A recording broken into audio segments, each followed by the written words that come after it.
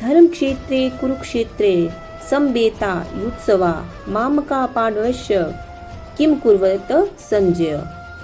धृतराष्ट्र बोले, हे संजय, धर्म भूमि कुरुक्षेत्र में एकत्रित युद्ध की इच्छा वाले मरे पांडवों के पुत्रों ने क्या किया। तो संजय बोले, उस समय राजा दुर्योधन ने व्यूह रचना युक्त पांडवों की सेना को देखकर और द्रोणाचार्य के पास जाकर ये वचन कहा, हे आचार्य, आपकी बुद्धिमान शिष्य द्रुपद पुत्र धृष्टद्युम्न के द्वारा व्यूहाकार खड़ी की हुई पांडु पुत्रों की इस बड़ी भारी सेना को देखिए।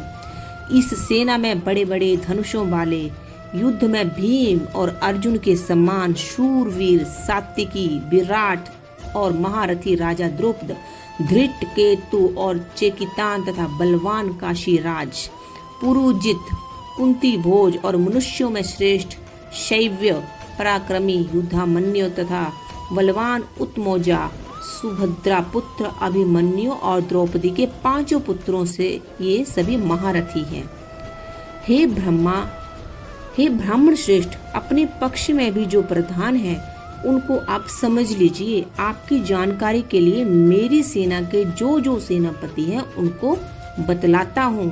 आप द्रोणाचार्य और पितामह भीष्म, कर्ण, संग्राम विजय कृपाचार्य तथा वैसे ही अश्वत्थामा, विकर्ण और सोमदत्त का पुत्र भूरिश्रवा और भी मेरे लिए जीवन की आशा त्याग देने वाले बहुत से शूरवीर अनेक प्रकार के अस्त्रों शस्त्रों से सुसज्जित और सब के सब युद्ध में चतुर हैं।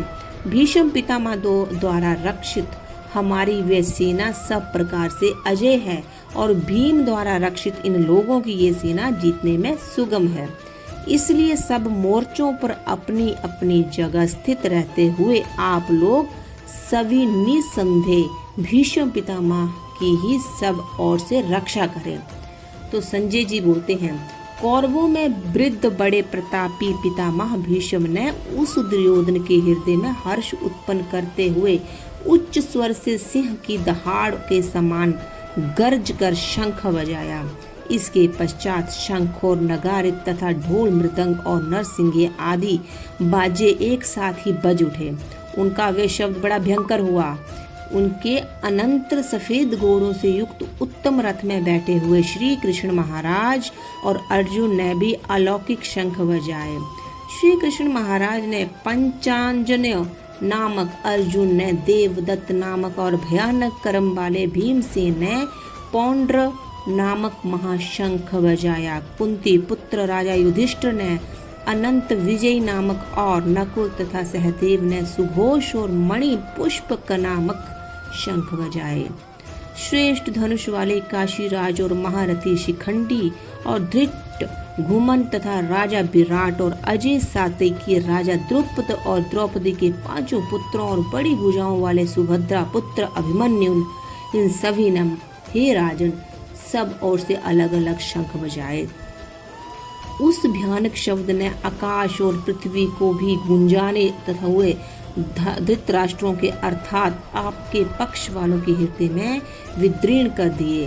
अर्जुन बोलते हैं, हे राजन, इसके बाद कपिध्वज अर्जुन ने मोर्चा बांधकर डटे हुए धृतराष्ट्र संबंधियों को देखकर उस शस्त्र चलाने की तैयारी के समय धनुष उठाकर हृदय ऋषिकेश श्री कृष्ण महाराज जी से ये वचन कहा, हे अच्युतम, मेरे रथ को दोनों सेनाओं के बीच खड़ा कीजिए और जब तक कि मैं युद्ध क्षेत्र में डटे हुए युद्ध के अभिलाषी इन विपक्षी योद्धाओं को भली प्रकार देख ना लूं, इस युद्ध रूप व्यापार में मुझे किन किन के साथ युद्ध करना योग्य है तब तक उसे खड़ा रखिए।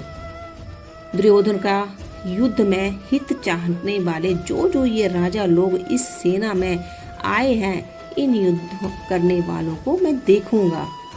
संजय बोले, हे धृतराष्ट्र, अर्जुन द्वारा इस प्रकार कहे हुए महाराज श्री कृष्णचंद्र ने दोनों सेनाओं के बीच में भीष्म और द्रोणाचार्य के सामने तथा संपूर्ण राजाओं के सामने उत्तम रथ को खड़ा करके इस प्रकार कहा, हे पार्थ, युद्ध के लिए जुटे हुए इन कौरवों को देख।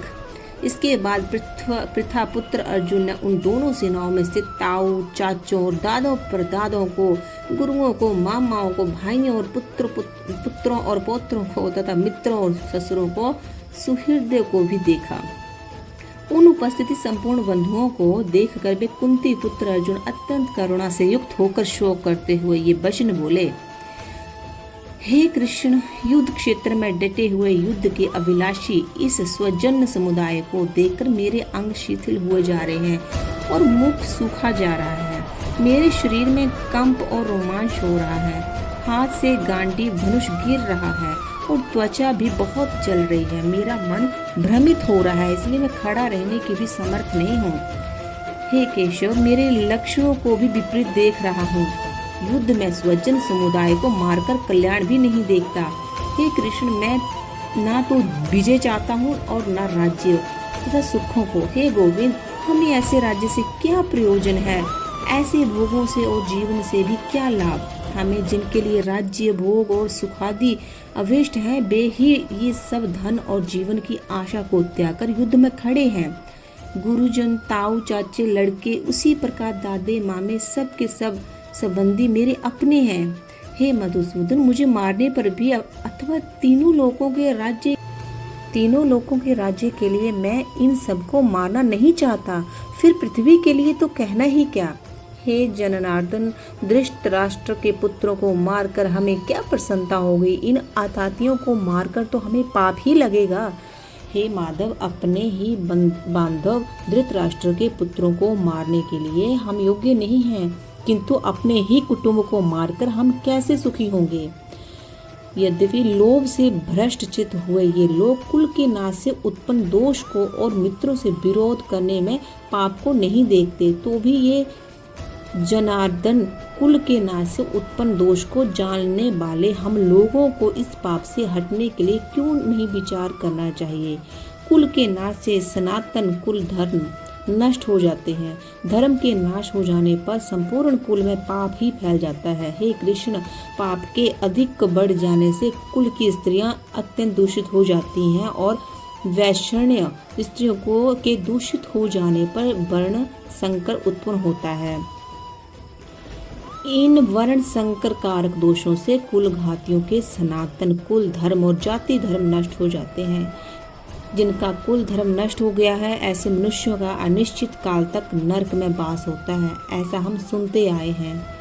शोक, हम लोग बुद्धिमान होकर भी महान पाप करने को तैयार हो गए हैं, जो राज्य और सुख के लोभ से स्वजनों को मारने के लिए उद्यत हो गए हैं। यदि मुझ शस्त्र रहित और सामना न करने वाले को शस्त्र हाथ में लिए हुए धृतराष्ट्र के पुत्र रण में मार डालें, तो वे मारना भी मेरे लिए अधिक कल्याणकारक होगा। संजय बोले, रणभूमि में शोक से विगन मन वाले अर्जुन इस प्रकार कहकर बाण सहित धनुष को त्याग कर रथ के पिछले भाग में बैठ गए।